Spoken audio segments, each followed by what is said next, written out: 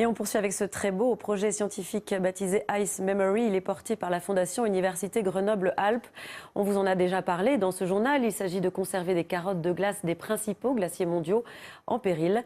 Une base de travail incroyable pour les scientifiques des décennies et siècles à venir. Des carottes de glace ont déjà été extraites du massif du Mont Blanc. La prochaine mission se déroulera en Bolivie. Le matériel pour partir là-bas a déjà été chargé. Il a été chargé aujourd'hui depuis le laboratoire de glaciologie situé à Saint-Martin-d'Air en Isère. Reportage Cédric Picot et Dominique Sommet. Il a fallu 2 mois pour tout préparer. 3 tonnes de matériel qui partiront demain pour la Bolivie. Tout a été prévu pour subsister et travailler à 6300 mètres d'altitude. Même la pharmacie a été conçue pour parer au pire. Les problèmes d'œdème pulmonaire ou voire cérébral. Donc là, c'est vraiment un gros souci si ça arrive, et ça peut vraiment arriver. Et donc là, on a ce qu'il faut pour essayer déjà de les éviter. Et puis on a ce qu'il faut pour essayer de descendre la personne le plus vite à plus basse altitude. Une vingtaine de scientifiques vont travailler pendant plus de 2 semaines dans des conditions extrêmes au pied du sommet de l'Illimani. Ils vont y prélever de la glace qui renferme des informations essentielles sur l'évolution de notre climat. En Bolivie, les chercheurs vont mettre en œuvre les méthodes de carottage déjà éprouvées l'année dernière dans le massif du Mont Blanc. Les échantillons seront débités par tranches de 1 mètre. Ils seront ensuite placés dans ces tubes pour être acheminés vers la capitale, La Paz.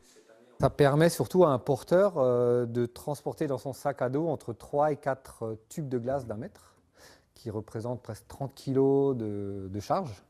Et donc ils vont descendre tous les jours avec 30 kg d'échantillons dans le sac à dos, et remonter l'après-midi, remonter au sommet la nuit et redescendre.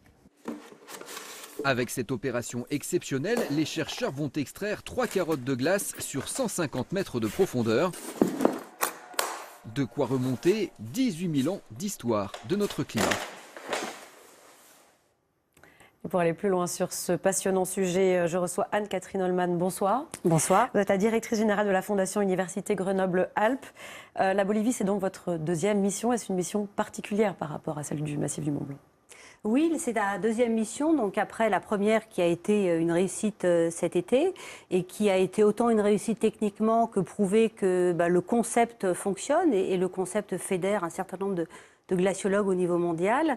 Alors la Bolivie, c'est plus compliqué que le Mont Blanc parce que c'est à 6300 mètres d'altitude, c'est plus loin. Donc c'est 20 chercheurs de différentes nationalités, des Français, des Américains, des Russes, des Chiliens. C'est aussi 20 porteurs et guides boliviens qui vont faire l'aller-retour tous les jours. Et puis surtout, c'est 3 semaines en haut, sur place, à 6300 mètres d'altitude. Pourquoi là-bas ? Pourquoi ce glacier en particulier ? Pourquoi là-bas ? Parce qu'effectivement, c'est un glacier d'abord qu'on connaît, qui effectivement est très riche au niveau scientifique. Nos équipes, et en particulier nos équipes de l'IRD qui sont sur place, l'ont déjà carotté en 99.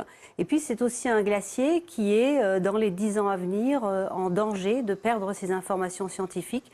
C'est pourquoi aujourd'hui on a estimé que c'était urgent d'aller carotter ce glacier pour mettre à l'abri la glace. Voilà, c'est ça l'objectif. Quels sont les objectifs voulus par ce projet ? Donc l'objectif du projet est de mettre à l'abri, comme je disais, un certain nombre de glaciers aujourd'hui en péril, de manière à ce que les scientifiques, les glaciologues, les climatologues des décennies, voire même des siècles à venir, puissent continuer les recherches sur ces glaces, continuer les recherches sur les climats passés, les environnements passés, quand les glaciers soit n'existeront plus, soit n'auront plus de qualité suffisante pour permettre des recherches.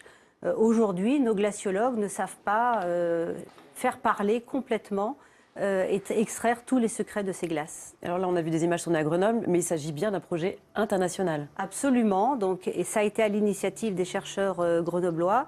Mais aujourd'hui, on travaille, on fédère avec des Russes, des Chinois, des Américains, des Brésiliens, des Suisses aussi en Europe évidemment et des Italiens pour carotter l'ensemble des glaciers intéressants du monde. Notre objectif est de carotter une vingtaine de glaciers en 20 ans. Un projet qui est financé comment ? Parce que j'imagine que ça coûte cher. Alors ça coûte très cher effectivement parce que c'est des expéditions colossales. On va également, avec l'aide de l'Institut polaire français Paul-Émile Victor, creuser une cave sur les hauts plateaux de l'Antarctique.